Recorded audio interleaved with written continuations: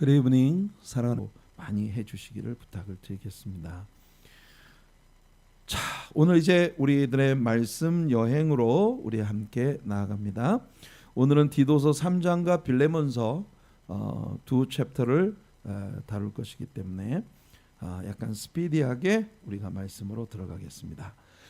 지난 수요일 저녁 우리는 디도 2장에서 바울이 디도에게 sound doctrine, 그러니까 굉장히 견고하고 건강한 아주 확고한 그런 진리의 가르침을, 교리적인 가르침을 디도 이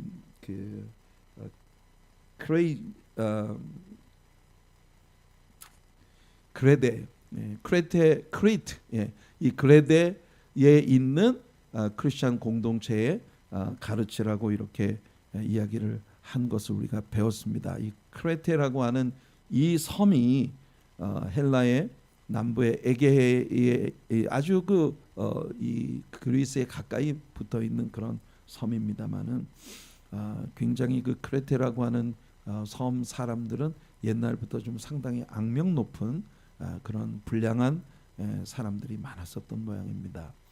거짓말장이고 게으르고 자기 배만 섬기고 굉장히 이기적인, 오직 자기밖에 생각 안 하는 그런 류의 사람들이어서 그런 사람들이 교회로 나왔을 때 그들의 옛 묵은 때들이 다 벗겨지고 예수 그리스도를 닮아가는 아름다운 크리스천 공동체를 이룰 수 있기 위해 각계각층의 사람들, 늙은 남자, 늙은 여자, 젊은 남자, 젊은 여자, 그리고 종과 상관, 이런 각양각층에 있는 사람들이 크리스찬으로 살아가는 방식이 어떤 것이어야 되는가, 이거 우리 지난주에 수요일 저녁 예배를 통해 함께 나눴어요. 바로 그 교훈의 연장선상에서 바울은 오늘 디도서 3장을 시작하고 있는 것입니다. 여기 여러분들이 보시는 대로 3장 1절 말씀이 여기에 있는데요, 지난주에 바울이 가르치던 말씀과 같은 톤으로 연결되고 있습니다. 너는 그들로 하여금 통치자들과 권세 잡은 자들에게 복종하며 순종하며 모든 선한 일 행하기를 준비하게 하며, 모든 선한 일을 행하기를 준비하게 그렇게 가르쳐라. 이제 크레테에 있는 크리스천 공동체의 디도가 목회자로서 어떻게 이 말씀을 가르쳐야 하느냐 하는 문제를 바울은 지금 계속해서 이야기를 하고 있는 겁니다. 늙은 남자, 늙은 여자, 젊은 남자, 젊은 여자, 그리고 종과 상전, 오늘날로 이야기를 하면 고용주와 고용인 사이의 그런 관계, 그러니까 사회를 구성하는 각양각층의 사람들이 나름대로 크리스천으로 살아가는 저마다의 특별한 어떤 방식들이 있다. 이것을 바울은 디도에게 얘기해 주고 있는 그런 상황인 거죠. 성경은 여러 가지 방식으로 다스리는 자들에게 복종하는 순종적인 태도를 가지라고 권합니다. 왜냐하면 누군가가 어떤 지역에서 지도자의 위치에 올라간다는 건 하나님의 간섭하심이 있는 일이다라는 게 성경의 가르침이에요. 예를 들면 이스라엘을 공격하고 이스라엘을 무너뜨렸던 느부갓네살 같은 사람이 고대 바벨론을 재건해서 신바벨론을 세웠을 때 그 바벨론의 왕으로 세워진 느부갓네살도 하나님이 그에게 왕이 되도록 권세를 주셨다고 말씀하십니다. 그러면 우리가 어떻게 보면 이게 모순이라고 생각할 수 있겠지만 모순이 아니고 여러분, 하나님께서는 역사 가운데 굉장히 장기적인 안목을 갖고 계시기 때문에 먼 훗날에 이 일들이 어떻게 이루어지고, 그때 한동안은 굉장히 악한 사람처럼 보였지만 그 사람을 하나님이 또 들어 쓰시는 방식이 있으시다고 하는 걸 우리가 역사를 통해서 배우게 되거든요.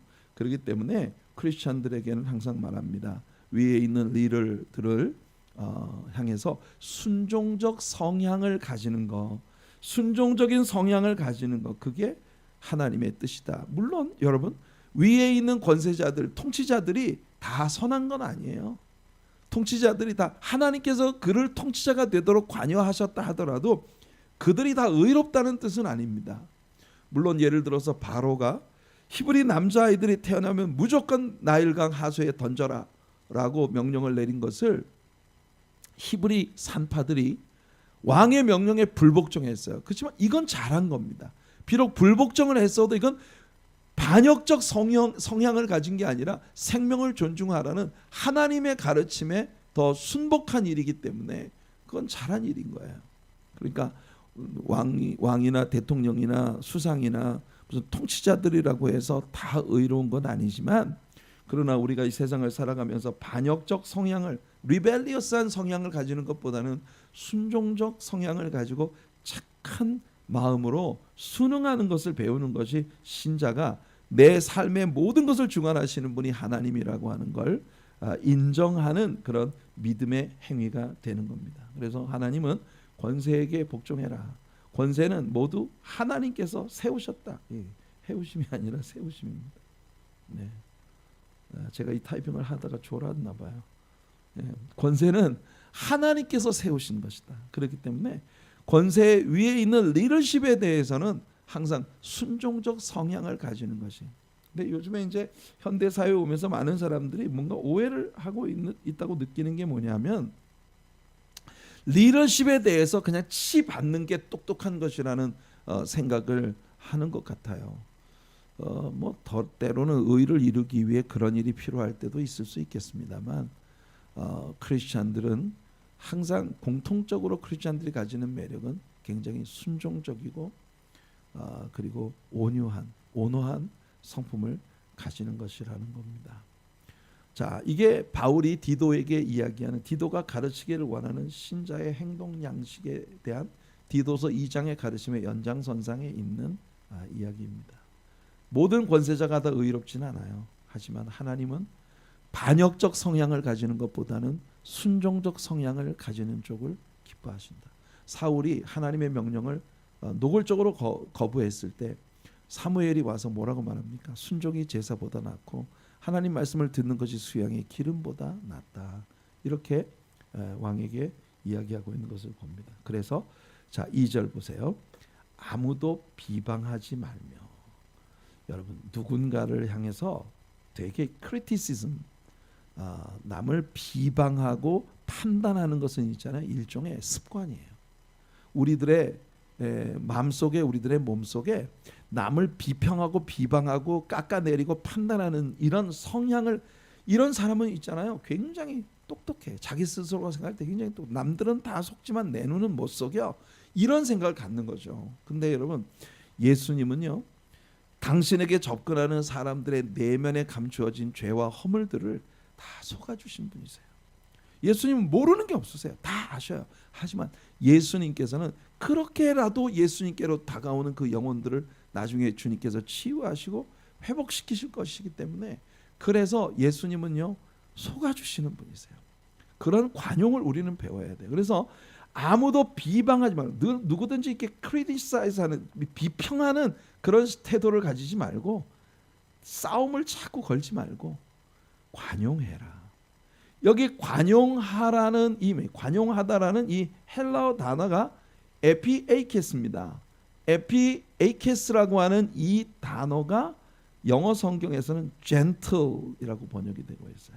이 말은 굉장히 generous, 너그럽고 상당히 소프트하고 그리고 아주 따사로운, 온화한 이런 성향을 가진 사람의 성품을 이야기하는 겁니다. 여러분, 하나님께서 여러분들, 우리들, 저와 여러분 모두에게 에피에이케스, 젠틀한, 그래서 크리스찬들은요 젠틀해요. 크리스찬들은 젠틀하고 따사롭고 온화해야 돼. 그런데 오늘날은 크리스찬들이, 똑똑한 크리스찬은 다 도끼 눈을 뜨고 있어야 된다는 착각을 왠지 하고 있는 것 같아요. 여러분, 하나님께서 우리에게서 도끼 눈을 다 제거시켜 주시고 모든 것을 온화하고 부드럽게 젠틀하게 보고 품을 수 있는 그런 마음과 그런 시각을 우리에게 달라고 하나님께 함께 구하는 우리들이 되기를 원합니다. 그래서 3절 들어가 봅시다. 우리도 전에는, 맞아요, 바울도 옛날에는 도끼는 뜨고 산 사람이에요. 우리 잘 알잖아요. 바울도 옛날에는 도끼는 뜨고 살았어요. 그런데 바울은 말합니다. 우리도 전에는 그런 자였는데, 그게 뭐냐? 어리석은 자였다. 나는 굉장히 내가 똑똑한 자라고 착각하고 살았는데 내가 지금 와서 생각해 보니 그때 내가 제일 바보였어. 그리고 순종적 성향을 갖지 않은 자, 그리고 사탄에게 늘 속은 자요, 여러 가지 정욕과 행락의 종노릇한 자요, 악독과 투기를 일삼은 자요, 가증스러운 자요, 피차 미워한 자였다. 아마도 바울 사도는 디도가 섬겨야 하는 이 그레데의 크리스찬 공동체 안에 들어오는 아주 정말 그 야생마 같은 그런 사람들이 예수를 믿고 변화가 되어지면서 그들에게서 제일 먼저 나타나야 할 변화의 성향을 설명하기 위해 자기 자신을 모델로 사용하고 있습니다. 그래요. 저도 설교를 하면서 가끔은 제가 제 자신을 도마 위에 올려놓고 난도질을 할 때가 있습니다.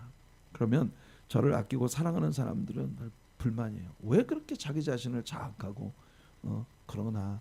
그런데 여러분, 제가 설교 사역을 오래 해보니까 있잖아요, 내 자신을 난도질하는 게 가장 안전해요. 제가 뭔가 실수하고 잘못한 부분을 이야기하면 성도님들이 아주 고소해합니다. 굉장히 행복해져요, 성도님들이. 근데 내가 누군가를, 다른 사람을, 제3자를 걸고 뭔가를 이렇게 그의 죄를 지적한다든지 그런 식의 이야기를 한다면 갑자기 공기가 싸늘하게 식어지고 성도님들이 설교를 받을 마음이 없어져요. 근데 바울도 그래요. 바울도 뭔가 안 좋은 이야기를 하려면 자기가 예수님 만나기 이전에 과거의 자신의 모습을 쭉 펼쳐놓고 나도 원래 그런 자였습니다 라고 이야기를 하는 겁니다. 우리가 이런 바울의 교훈을 아멘으로, 믿음으로 받을 수 있는 지혜를 우리는 가져야 합니다. 우리는 되게 과거를 쉽게 잊어버리는 성향이 있는 것 같아요. 그래서 옛날 어른들이 하는 말이 개구리 올챙이적 시절 생각 못한다, 그런 얘기 하잖아요, 그죠? 그렇지만 여러분, 우리가 아주 성숙한 개구리가 된 다음에도 우리가 과거에 진짜 보기 흉한 올챙이였다, 이걸 인정하고 아는 우리가 되는 게 굉장히 중요해요. 에베소서 2장 2절과 3절에서 바울은 자신의 지난 삶에 대하여 이렇게 말합니다. 그때의 너희는 그 가운데서 행하여 이 세상 풍조를 따르고 공중의 권세 잡은 자를 따랐으니 곧 지금 불순종의 아들들 가운데서 역사하는 영이라. 바울은 과거에 그 주님을 믿지 않을 때 우리가 행했던 모든 일들을 따지고 보면 우리가 똑똑해서 하거나 무슨 우리가 어떤 성격 때문이거나 뭐 이런 게 아니고 사탄이 우리를 미혹해서 그런 길을 걷게 했다는 겁니다. 전에는 우리도, 보세요, 바울이 자기 자신을 이야기하잖아요. 전에는 우리도 다 그 가운데서 우리 육체의 욕심을 따라 지내며, 제가 굉장히 흥미롭게 생각하는 게 바로 이 부분입니다. 바울은요, 사실은 바울이 육체의 욕심을 따라 행했다는 어떤 증거도 성경에서 갖고 있지 않아요. 우리가 보통 육체의 욕심이라고 생각하는 그런 류의 욕심, 바울이 예를 들어 돈 욕심이 있었다거나, 바울이 어떤 권력에 대한 욕심이 있었다거나, 명예에 대한 욕심이 있었다거나, 아니면 어떤 그 정욕에 대한 그런 욕심이 있었다거나, 그런 흔적을 우리는 성경 어디에서 찾을 수 없어요. 오히려 바울은요, 과거에 그가 정말 철없이 행했던 모든 일들이 오히려 하나님을 제대로 믿는 신앙 시스템을 세우기 위한 열정 때문에 그가 모든 일을 했거든요. 그런데도 바울은 그 모든 일들을 육체의 욕심을 따라간 것으로 해석하고 있다는 겁니다. 이게 굉장히 우리가 교훈을 받아야 될 필요가 있는 부분이에요. 많은 사람들이 교회를 힘들게 하고 많은 사람들에게 상처를 입히고 어려움을 주는 그와 같은 바울의 과거와 같은 그런 일들을 교회 안에서 행해요. 그런데 그런 일을 행하면서 모든 사람들이 다 이거는 내가 내 잘 되자고 내 이기심 때문에 하는 게 아니고 교회 잘 되라고, 하나님 일 잘 되라고, 영적인 열정 때문에 내가 이렇게 한다고 생각을 해요. 그러나 여러분, 예수님은 그런 스타일의 방식을 선택하지 않으십니다. 우리가 오해하면 안 돼요. 우리가 누군가를 지적질하고 비방하고 항상 이 굉장히 아주 크리티사이즈하는 그런 양식을 가지고 주님은 일하지 않으세요. 주님은 덮어주시고 품어주시고 주님의 가슴 안에서 녹아지게 하시고 그래서 그 사랑을 깨달으며 주님 안에서 변화되게 만드시는 것이 주님의 역사의 방식이에요. 근데 우리는요, 내가 굉장히 똑똑해. 그래서 나의 이 똑똑함이 사람들을 막 뜯어 고쳐가지고 우리 교회를 막 좋은 교회가 되게 만들겠다는 생각을 하는 거예요. 근데 그렇게 우리가 일을 할 때는요, 상처밖에 남는 게 없습니다. 그래서 교회들이 갈라지고 깨지고 하는 거예요. 바울은 자기가 분명히 굉장히 하나님을 기쁘시게 하기 위한 영적 열심을 가졌다고 생각하고 그 모든 일을 했는데, 여기서 지금 진솔하게 고백하는 게 그것조차도 다 내 육체의 욕심이었다. 내 잘난 척이었다. 그렇게 바울은 고백하는 겁니다. 육체와 마음에 원하는 것을 하여 다른 이들과 같이 본질상 진노의 자녀였더니. 그러니까 바울 사도는 자기를요, chief of sinners, 모든 죄인들의 두목이었다. 죄인 중에 내가 괴순이라, 이렇게 말을 하고 있는 겁니다. 골로새서 1장 21절에 보면은 바울은 말해요. 전에 악한 행실로 멀리 떠나 마음으로 원수가 되었던 것이 우리들이다. 이게 바울의 고백입니다. 전에 악한 행실로 멀리 떠나 마음으로 원수가 되었던 우리. 또 골로새 3장 7절을 보면 너희도 전에는 그 가운데 살 때에 그 가운데에서 행했다. 우리가 다 과거에는요, 사탄의 미혹을 받아서 뭘 똑똑하고 잘한다고 하지만, 그렇게 똑똑하고 잘한다고 하는 그런 우리가 오히려 주님의 나라를 가로막고, 여러분 바리새인들이 그랬잖아요. 바리새인들은 막 누군가를 비평하고 크리티사이즈하고, 니네들이 이 바리새인들은요, 경찰이 되고 싶은 사람들이었어요. 그렇게 하는 것이 하나님의 나라를 세우고 이스라엘을 건전하게 만드는 길이라고 생각했어요. 그런데 예수님은 그들을 보고 뭐라고 하셨는지 압니까? 너희들은 천국문을 가로막고 니들도 안 들어가고 남도 못 들어가게 하는 자들이다. 와, 이 얼마나 무서운 말씀입니까? 우리는 예수를 믿으면서 주님이 우리에게 부어주시는 성령의 능력을 따라 우리의 성향이 바뀌어야 합니다. 우리의 성향이 바뀌어야 돼요. 젠틀하고 부드럽고 온화하고 온유하고. 그러니까 여러분, 예수를 오래 믿으면 말이에요, 누군가 철없는 사람이 여러분한테 다가왔을 때, 와, 이분에게서 풍기는 이 인품과 사랑, 이분의 얼굴에 띄어진 그 미소, 그 사람이 내게 보이는 굉장히 넓은 아량과 이 generously, 이 진짜 관용, 이런 것들이 왠지, 그리고 남에게 전혀 표시내지 않으면서 그야말로 오른손이 하는 걸 왼손이 모르게 hospitality, 사람의 마음을 환대해주고 사랑해주고 공급해주고 도와주고 하는 이런 일들. 왠지 믿음이 없는 사람이 여러분 곁에 다가오면 여러분이 그냥 존경스럽고 여러분들이 굉장히 따뜻하고 온화하고 젠틀하게 느껴지는 그런 삶을 우리가 추구해야 된다는 겁니다. 그래서 여기 디도서 3장 4절이 말합니다. 우리 구주 하나님의 자비와 사람 사랑하심이 나타날 때에, 여러분, 그리스도 밖에서는 누구도 아름다워질 수가 없습니다. 그런데 하나님께서 우리들의 삶에 개입하셔서 우리를 그리스도 안으로 들어와 아름다운 주의 자녀가 되게 만들어 주셨어요. 그러니 얼마나 감사합니까? 그러니 우리들은요, 저마다 우리들의 마음속에 예수를 믿기 이전에 내가 가지고 있었던 것을 치욕으로 여기고, 예수 믿기 이전에 내가 가졌던 성향과 성품들, 그런 것들을 정말 성령의 능력으로 완전히 부숴버리시도록 하나님께 yield하는, 하나님께 내 자신을 내려놓는 그런 믿음의 마음이 우리들 모두에게 필요합니다. 그런 우리들이 예수 그리스도를 아는 지식에 이르렀을 때에 하나님의 자비와 사랑이 우리 안에서 온화하고 젠틀한 방식으로 나타나게 된다는 겁니다.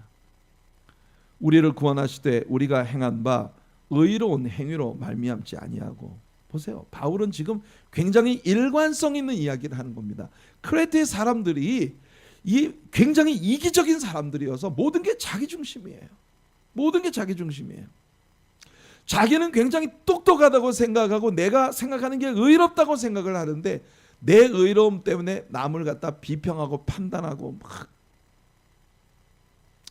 그러면 안 돼요. 하나님은 사람들을 쓰시는 방식이 다 다르고 하나님은 항상 관용과 젠틀하고 온화하다는 거 아시잖아요. 온화한. 그런 아량을 우리들 안에 부어주셔서 우리를 사용하신다는 걸 잊지 않는 우리들이 되기를 원합니다. 우리가 의롭다고 자랑하는 그 의로운 행위로 말미암지 않고 오직 주의 긍휼하심을 따라 우리를 불쌍히 여겨주시는, 여러분 기억하세요. 여러분들이 똑똑하고 잘나서 주의 자녀 되는 게 아닙니다. 주께서 여러분을 불쌍히 여겨주셨기 때문에 우리가 주님께 용납되고 받아들여지고 은혜를 입은 거예요. 그러니 우리들도 세상 모든 사람들에게 동일한 태도를 취해야 해요. 우리들 불쌍히 여기는 마음을 가져야 합니다. 여기 보니까 성령, 중생의 씻음과 성령의 새롭게 하심으로 주님께서 우리를 변화시켰어요. 성령의 새롭게 하심. By the renewing of the Holy Spirit. 성령께서 renewing 하시는, 우리를 새롭게 만들어주시는 그 은혜. 그래서 여러분, 우리가 진짜 의미 있는 믿는 사람이 되려면 성령의 능력이 우리에게 필요한 거예요.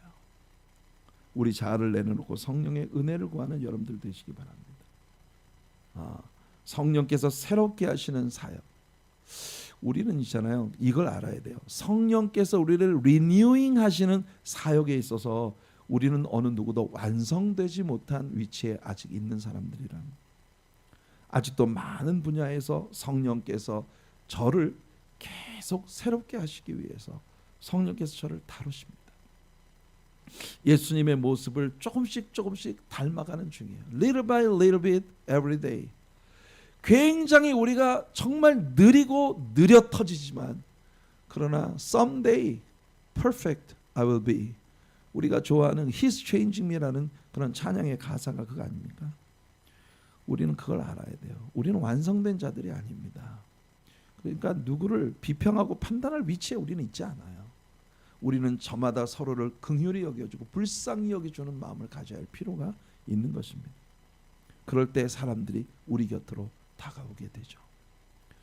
빌립보서 1장 6절에 바울 사도는요, 이것이 바로 너희 안에서 착한 일을 시작하신 이가 그리스도 예수의 날까지 이루실 줄을 우리는 확신하노라. 보세요. 우리가 예수 앞에 서는 날까지 성령님은 계속 우리를 다루시고 계신 중이에요. 감사하는 마음으로 우리 성령님이 우리 안에 시작하신 그 착한 일들, 물론 바울 사도에게 빌립보 교인들에게 너희 안에서 착한 일을 시작하셨다는 것이 바울을 위해서 헌금을 보내주고 바울의 사역을 물질적으로 지원해준 그 일들을 포함하고 있어요. 하지만 이것이 오직 헌금에 관한 이야기뿐만이 아니라는 걸 바울은 이 글 뒤에 고백을 합니다. 내가 돈이 필요해서 너희들에게 이런 얘기를 하는 게 아니다. 나 예수를 믿는 그 처음 순간부터 우리들 안에서 착한 일이 시작됐어요. 그러니까 예수님 앞에 서는 날까지 우리가 완성될 수 있도록 그렇게 은혜로 나가야 합니다. 우리가 다 someday 수건을 벗은 얼굴로 거울을 보는 것 같이 우리의 주의 영광을 보매 그와 같은 형상으로 변화하여 from glory to glory, 영광에서 영광에 이르니 곧 주의 영으로 성령으로 말미암음이니라. 어느 날인가 우리가 우리 얼굴에서 베일이 다 벗겨지고 얼굴과 얼굴을 대하여 보듯 우리 주님을 뵙는, 다시 말하면 주님의 형상이 내 삶 속에 거울처럼 드러나게 되는 그런 영광의 날을 볼 수 있는 우리들이 되기를 간절히 축복합니다. 자, 6절이에요. 우리 구주 예수 그리스도로 말미암아 우리에게 그 성령을 풍성히 부어주사. 바울은 우리가 정말 좋은 신자가 되는데 필요한 게 바로 성령을 우리에게 부어주시는 것이다. 이번에 에스베리에서 일어난 이 영적 부흥 운동이 보세요, 여러분. 그 사람들은 막 소리치지 않았어요. 막 부흥성가 같은 걸 막 그냥 박수치고 막 열정적으로 부르고 그러지 않았어요. 그 모습이 계속 그 유튜브를 통해서 실시간 스트리밍으로 중계가 되는, 누군가가 와서 그걸 계속 찍어서 올리는, 거기 보면요 335 모여서 서로의 어깨를 껴안아주고 눈물로 서로를 기도로 돕는 그런 조용한 기도의 모습으로 그렇게 여러분 성령의 놀라운 역사가 일어나고 있었습니다. 거기 온 세계의 유수한 찬양 가수들과 부흥사들이 나를 거기 초청해 달라. 내가 그 부흥 운동에 완성을 시키겠다. 여러분 철저하게 배제했습니다. 유명한 부흥사들, 유명한 전도자들, 유명한 찬양 가수들 철저하게 배제하고 완전히 아마추어 냄새 풀풀 나는 아주 소박하고 겸손한 모습으로 주님 앞에 엎드려 성령 부어주심을 구할 때 하나님께서 그 모임을 기뻐하시고 그 모임을 통해서 역사하시는 겁니다. 우리는 우리들의 공동체도 그렇게 순수하고 그런 성향을 가진 성령께서 우리 위에 운행하시는 것이 성령님께 행복한 일이 되어지는 그런 교회가 되기를 원해요. 제가 이번에 특별 새벽 기도를 하면서 여러분에게 자꾸 얘기하고 있는 게 있어요. 우리가 강단에서 울려 퍼지는 프레이즈 밴드의 찬양보다 이 성도님들의 자리에 앉아 있는 성도들의 찬양 소리가 훨씬 더 크고 훨씬 더 폭발적인 그런 예배를 우리는 추구해야 된다. 요즘 제가 새벽마다 그래서 말씀이 끝나고 난 다음에 찬양 한 곡을 부를 때 저는 최대한 조용히 여러분들의 음성을 들으려고 노력하고 있습니다. 이게 굉장히 중요한 일이에요. 여러분 우리는 지금 이 현대 교회에 와가지고 예배가요 강단에서 아주 잘 재단되어진 그런 프로페셔널한 사람들의 퍼포먼스를 즐기는 것이 예배라고 착각을 하고 있어요. 그런데 여러분 이 성도들의 자리에 앉아있는 성도들의 소리가 강단에서 우리를 대표하는 찬양의 소리에 묻혀서는 안 됩니다. 요즘 와서 철저하게 그걸 깨달아가고 있어요. 그래서 여러분 저는 자꾸 여러분 소리가 높아지기를 바라고 있어요. 우리가 노래할 때 여러분들의 소리가 점점 높아지기를 바라요. 그래서 여러분들이 예배를 구경하러 오는 사람들이 아니라 예배를 드리러 오는, 그럴 때 우리 안에 성령의 놀라운 역사가 시작될 수 있는 것입니다. 이렇게 우리는 하나님의 자녀가 되었고 그리스도와 함께한 후사가 되었습니다. 바울은 우리들에게 이것을 리마인드 시켜주는 거예요. 우리가 하나님의 자녀가 이렇게 성령의 능력으로 굉장히 젠틀하고 온화하고 하나님의 성품을 닮아가는 신자가 되면서 우리는 예수 그리스도와 함께한 공동 상속자로서 권리를 가진 그런 신자로서 자라가게 된다는 겁니다. 그래서 바울이 말합니다.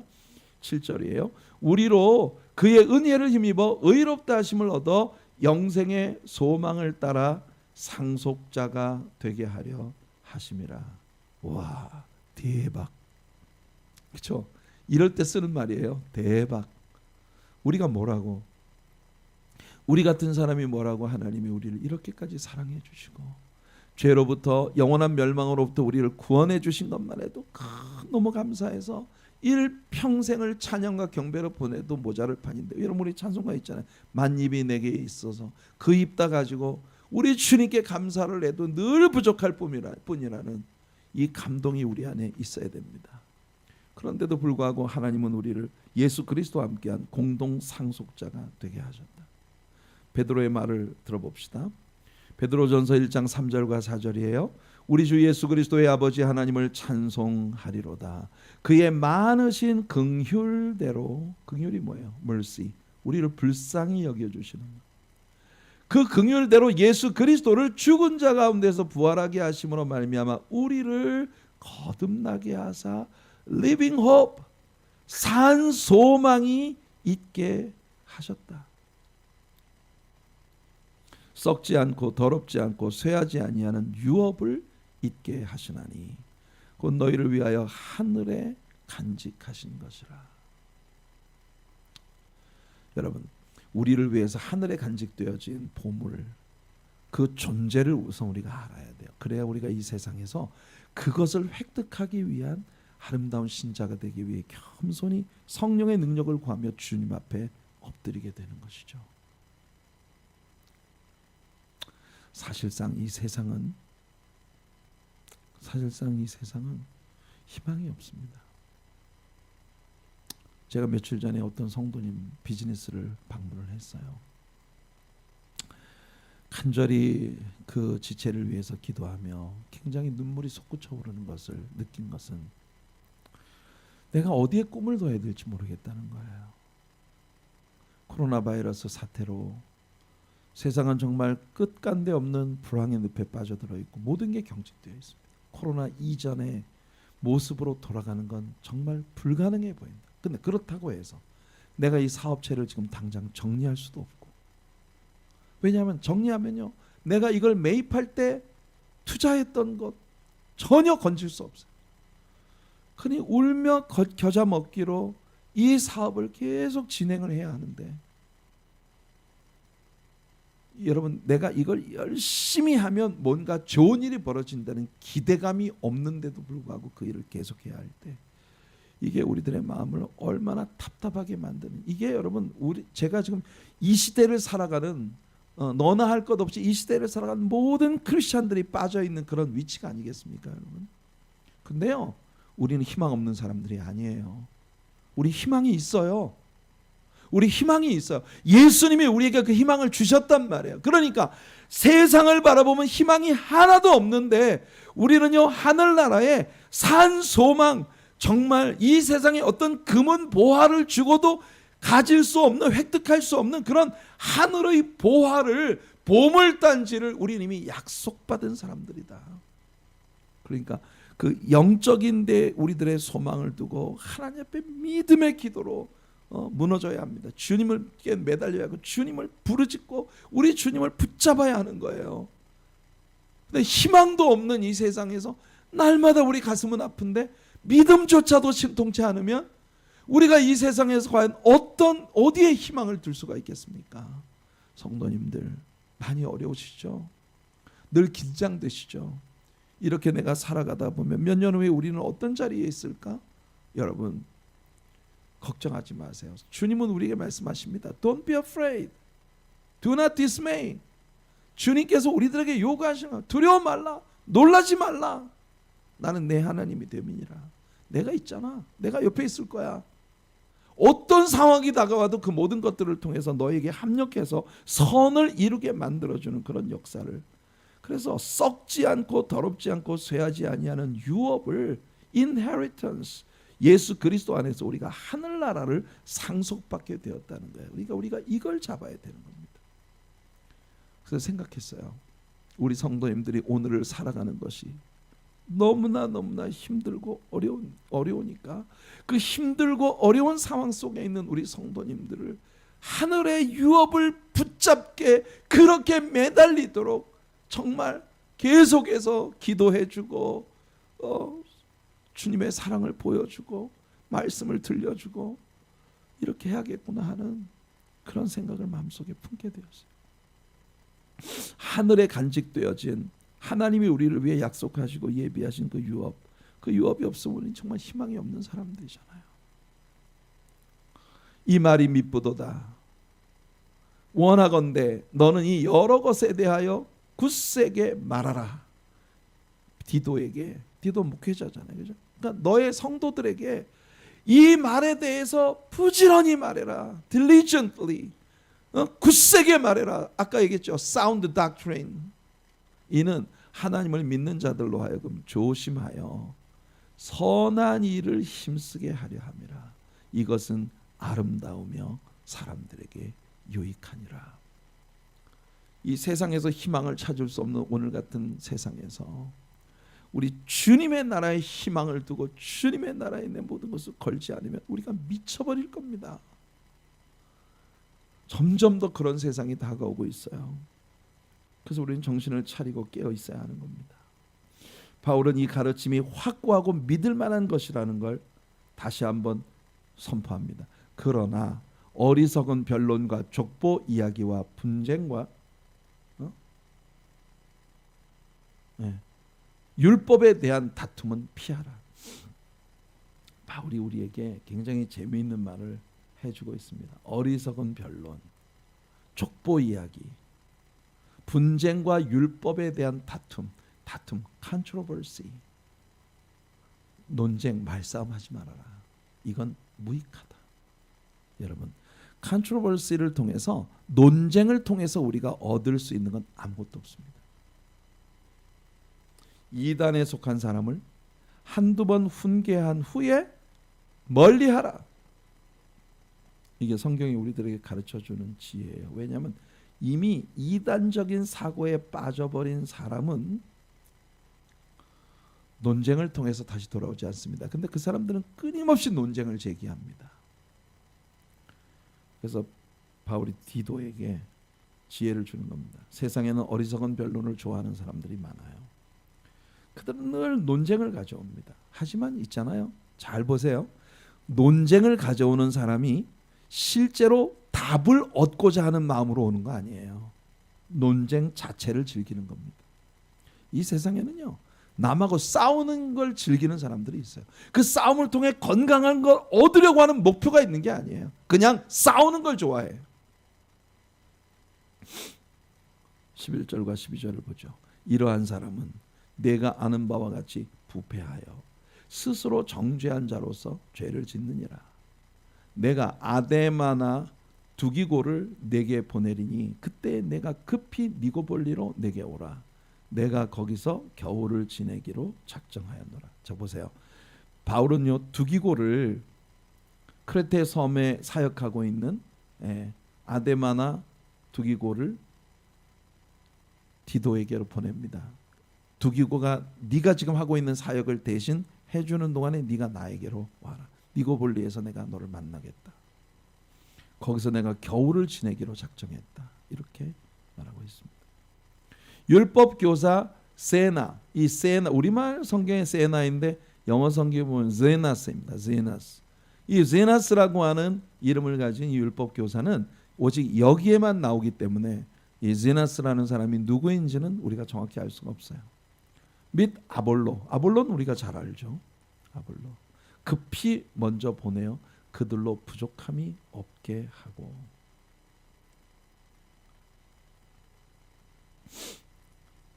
14절입니다. 또 우리 사람들도 열매 없는 자가 되지 않기 위하여 필요한 것을 준비하는 좋은 일에 힘쓰기를 배우게 하라. 나와 함께 있는 자가 다 내게 무난하니 믿음 안에서 우리를 사랑하는 자들에게 너도 무난하라. 은혜가 너희 무리에게 있을지어다. 이렇게 디모데 전후서와 목회서 디도서 목회 서신이 이제 모두 마쳐졌습니다. 바울은요 열매가 가득한 삶에 대한 열정이 있었어요. 우리 예수님도 제자들에게 열매가 가득한 삶을 늘 추구하고 사모하라고 말씀하십니다.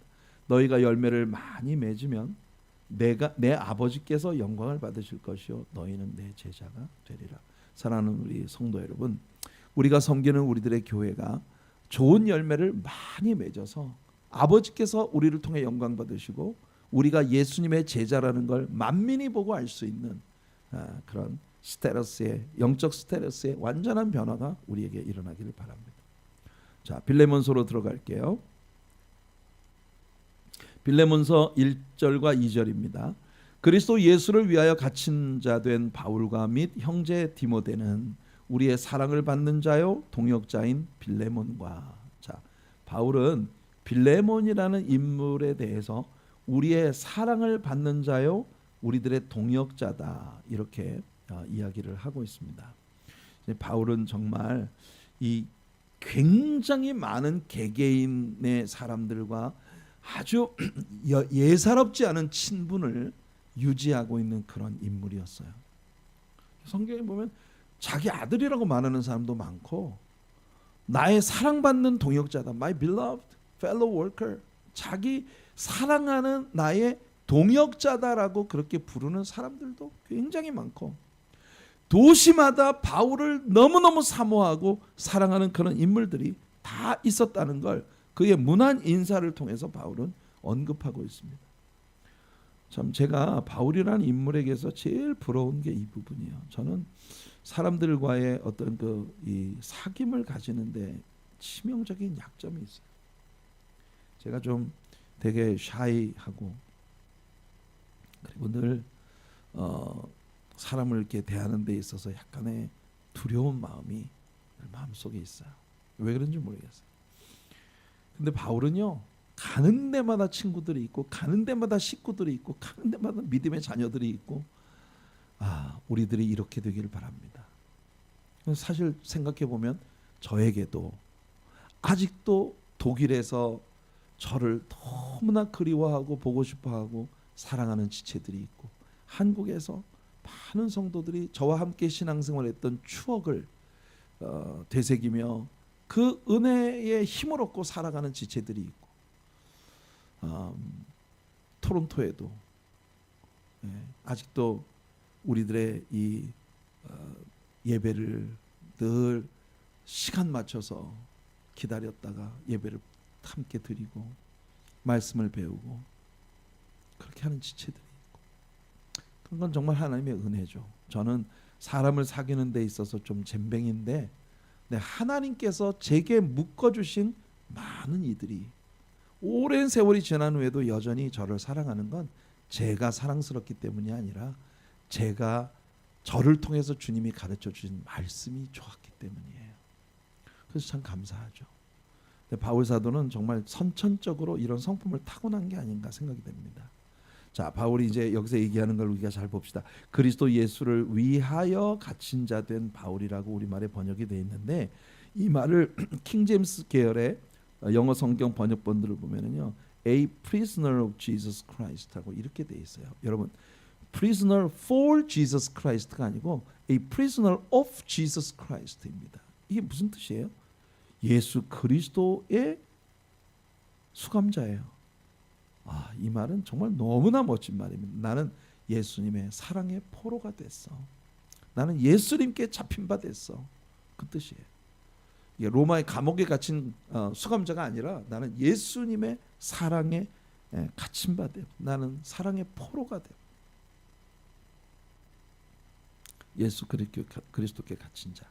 그리고 그는 자매 아비아와, 이 자매 아비아라는 말이 저는 굉장히 흥미로워요. 분명히 이 자매는요, 빌레몬의 부인을 얘기합니다. 빌레몬의 부인. 근데 바울이 지금 빌레몬에게 부탁하려고 하는 일을 바울이 생각할 때 빌레몬이 이 이야기를 들어주고 이 이야기를 받아들여 주는 건 굉장히 쉬운데, 빌레몬의 와이프가 이걸 용납하는 것이 쉽지 않을 거라는 생각을 약간 바울이 하고 있던 게 아닐까? 특별히 빌레몬에게 문안을 하면서 자매 아비아와 우리와 함께 병사된 아키뽀와 내 집에 있는 교회에 편지하노니, 저는 이 말이 참 좋습니다. 바울은 자기 자신도 예수를 위해 갇힌 자이고 예수 그리스도께 갇힌 자예요. 그렇게 자기 자신을 부르고 있고, 그리고 아키뽀에게 이르기를 주 안에서 받은 직분을 삼가 이루라고 하라. 골로새서에서 아키뽀라는 인물에 대한 이야기를 하는데, 여기서 그 직분을 삼가 이루라라고 말을 했던 것이 디아코니아입니다. 디아코니아. 여러분들 잘 배우셨죠? 디아코니아는 영어의 오늘날의 디컨, 집사님들을 일컫는 디컨이라는 말이 여기 디아코니아라는 헬라어에서부터 왔어요. 그래서 이 말은 디컨이라고 번역도 되지만 미니스터이라는, 미니스트리의 일을 하는 미니스터라는 그런 의미를 갖고 있어요. 그래서 하나님께서 우리에게 주신 직분은요, 내가 신명을 다해서 섬겨야 할 봉사의 자리다. 이게 이 단어의 개념입니다. 디아코니아. 하나님께서 청지기, 디아코니라는 말은 청지기라는 의미를 내포하고 있거든요.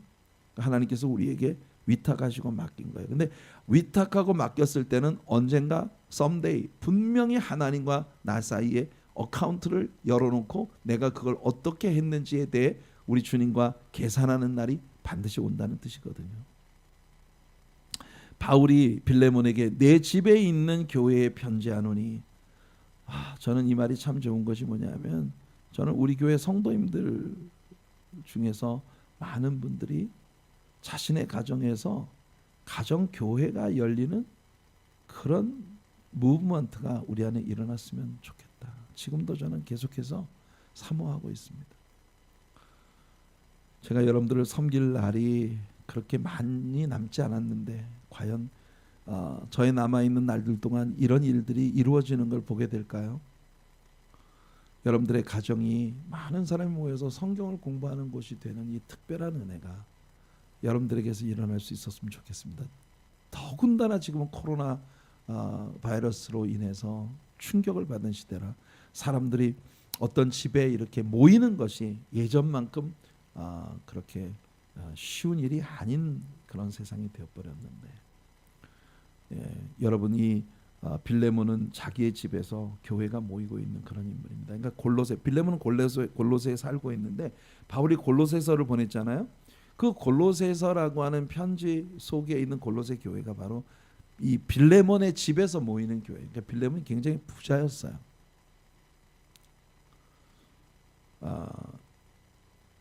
에베소 가까운 골로새에 살고 있었던 부자로 그의 집에 그가 그러니까 골로새 교회에 상당히 영향력이 있는 인물이에요. 근데 오늘 우리의 설교 제목이 뭐죠? 오늘 우리의 성경 공부의 제목이 바울의 영향력입니다. 우리가 신자로서 세상을 살면서 바울 사도처럼 주변에 있는 이런 많은 인물들에게 아주 극적인 영향을 주어서 우리 주변에서 사람들이 변하고 구원받고 천국 백성되고 각양 은사가 나타나고 영적으로 자라는 모습을 우리가 늘 볼 수 있는 이런 열매를 우리는 추구해야 되는 겁니다. 그걸 그리워하고 늘 기도해야 해요. 사람들이 우리 곁에 오기만 하면 시험 들고 우리 곁에 오기만 하면 마음 찢어지고 그런 공동체가 되어서는 안 돼요. 누구든 우리 곁에만 오면 녹아지고 변화되고 정말 우리에게서 젠틀하고 온화한 예수 그리스도의 흔적을 볼 수 있는 그런 공동체를 우리가 함께 빌드업해가는 그런 우리들이 되기를 간절히 원합니다. 우리는 자기의 개인 집에서 교회 공동체가 모임을 갖게 해주었던 또 다른 인물들을 알고 있죠. 브리스길라와 아굴라 같은 그런 인물들, 참 귀한 분들입니다. 여러분들도 브리스길라와 아굴라처럼 빌레몬처럼 여러분들의 집에 교회가 세워지는 이런 역사를 기대하고 믿는 여러분들이 되시기를 축복합니다. 하나님 우리 아버지와 주 예수 그리스도로부터 은혜와 평강이, 목회서신에서는 은혜와 긍휼과 평강이 이렇게 뭐 하나 더 들어갔는데 다시 평상적인 서신으로 돌아갔습니다. 은혜와 평강이 너희에게 있을지어다. 이렇게 전형적인 아주 티피컬한 바울의 문안 인사입니다.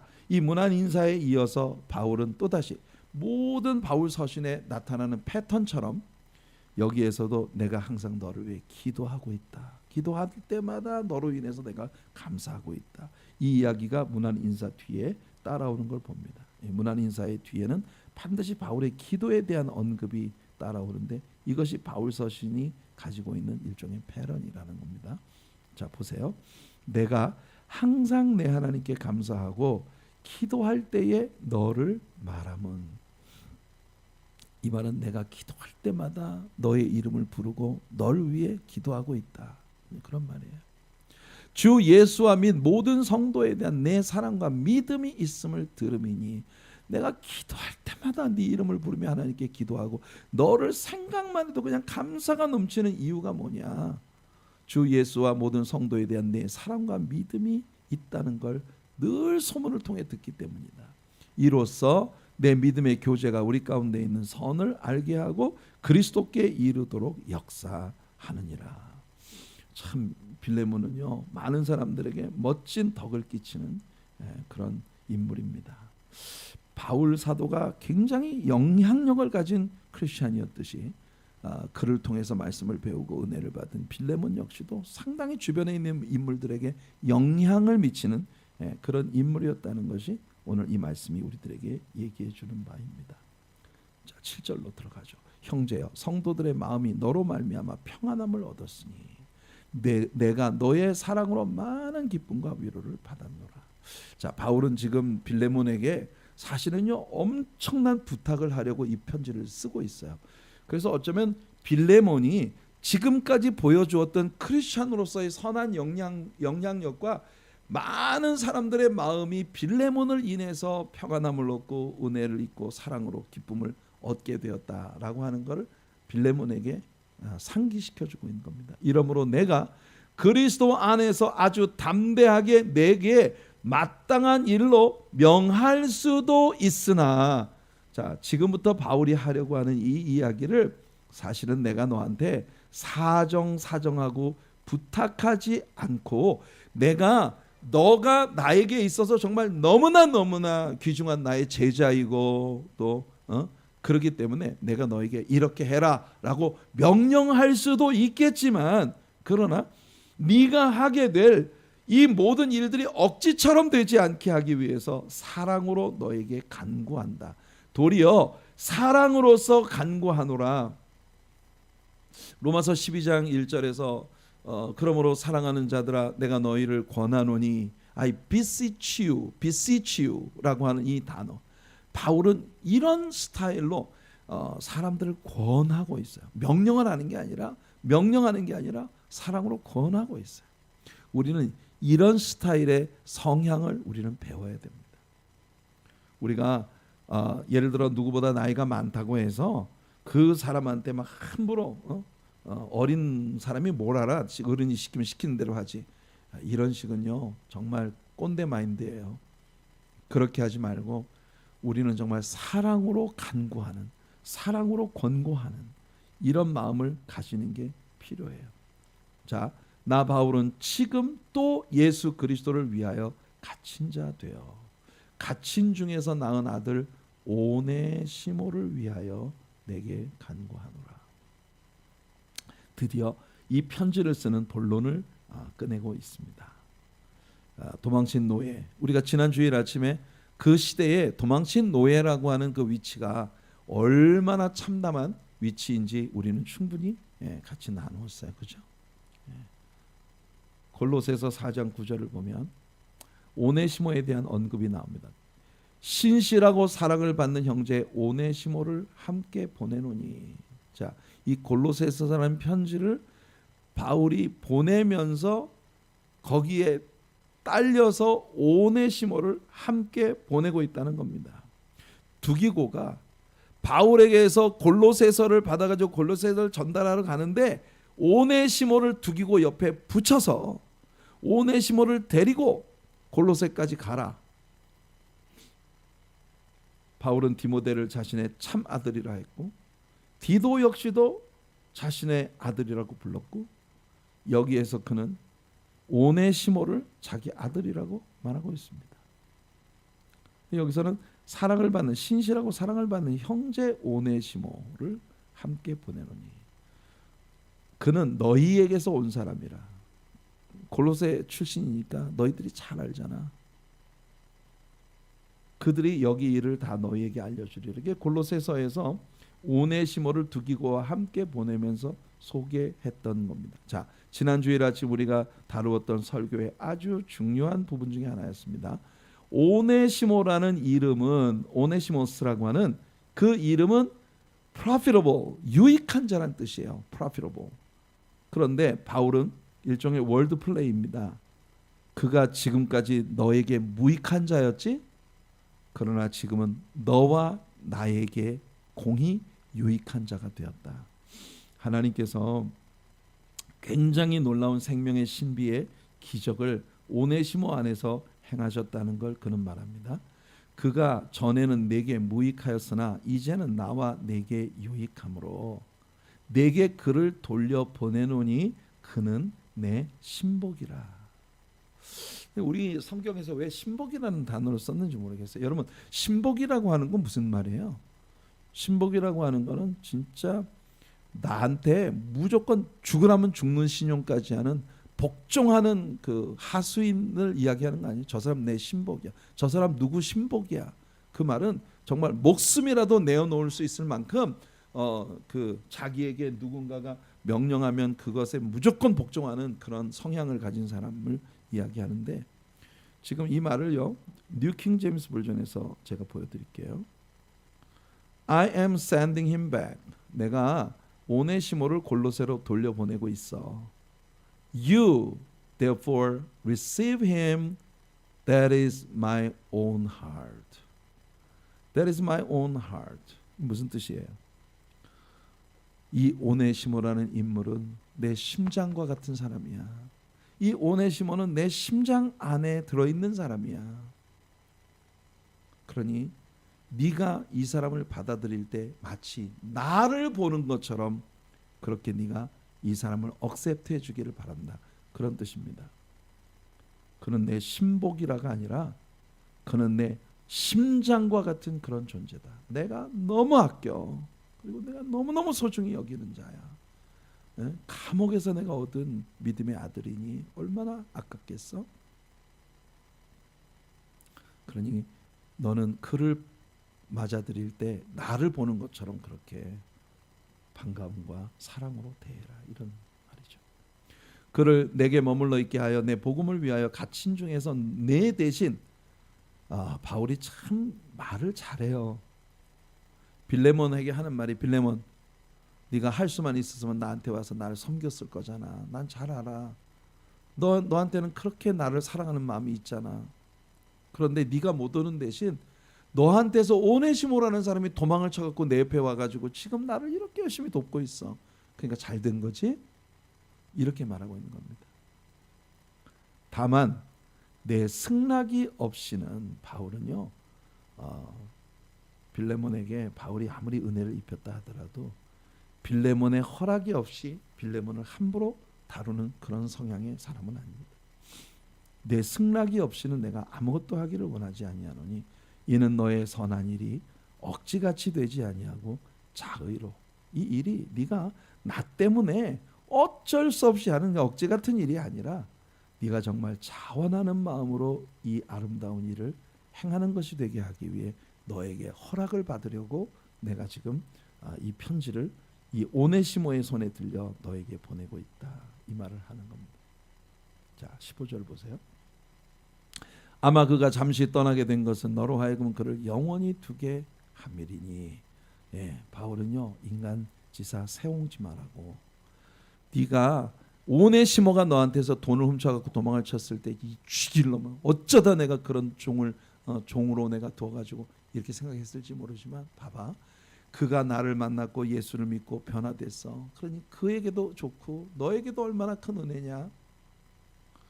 과거에는 무익한 자였으나 지금은 유익한 자가 되어서 돌아왔지 않아? 그러니까 과거에는 그가 너에게 손실된 자이지만 지금은 네 옆에 영원히 너의 형제로 같은 예수를 믿는 크리스찬 형제로 둘 수 있는 그런 인물이 됐다. 이후로는 종과 같이 대하지 아니하고 종 이상으로 곧 사랑받는 형제로 둘 자라. 내게 특별히 그러하거든. 하물며 육신과 주 안에서 상관된 내게야. 내게도 오네시모가 이렇게 중요한데 너한테는 얼마나 더 중요하겠니? 기쁘지? 이렇게 빌레몬에게 자꾸 이야기를 하고 있는 겁니다. 내가 나를 동역자로 알진대. 와우. 저는 이 말이 참 좋아요. 제가 우리 교회 성도님들 중 누구에게 집사님이 나를 집사님의 동역자로 여긴다면 내 말 들으세요. 이렇게 말할 때 말빨이 설 수 있는 사람이 있었으면 좋겠어요. 내가 우리 어떤 장로님에게 장로님이 나를 장로님의 동역자로 여긴다면 내 말 들어주세요. 진짜 누군가를 절대 용서할 수 없는 분이 마음속에 있지만 장로님이 나를 동역자로 여긴다면 내 말 듣고 용서하세요. 이렇게 말할 수 있는. 또 여러분에게 제가 담대히 가서 장로님이 나를 동역자로 여긴다면 이번 이 교회의 특별한 사역에 얼마 하나님 앞에 헌금하시죠. 이렇게 권할 수 있는 이런. 바울은 지금 그런 말을 하는. 내가 나를 동역자. 여러분 옛날에 우리가 이 비슷한 이야기를 들어본 적이 있죠. 누구였죠? 빌립보에 바로 루디아라고 하는 자주장사입니다. 이 루디아가 바울을 자기 집으로 초청을 했는데 바울이 어디를 가든지 회당으로 찾아다니는 아주 정통 유대적 사고를 가진 사람인데 여료 사업가의 집으로 들어가서 깃들인다는 게 바울에게는 용납이 잘 안 되는 일이거든요. 근데 루디아가 말했어요. 당신이 나를 예수 믿는 자로 여긴다면 내 부탁을 듣고 우리 집에 들어와서 여기 빌립보에 있는 동안 우리 집에 체류하십시오. 이렇게 말하고 있어요. 참 멋진 사람들입니다.